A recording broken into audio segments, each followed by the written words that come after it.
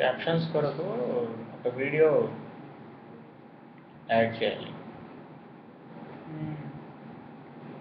So అది నార్మల్గా add చేసి రికార్డ్ చేసి అప్లోడ్ చేయాలా, లేకుంటే యూట్యూబ్లోనే చేయాలా? క్యాప్షన్స్లో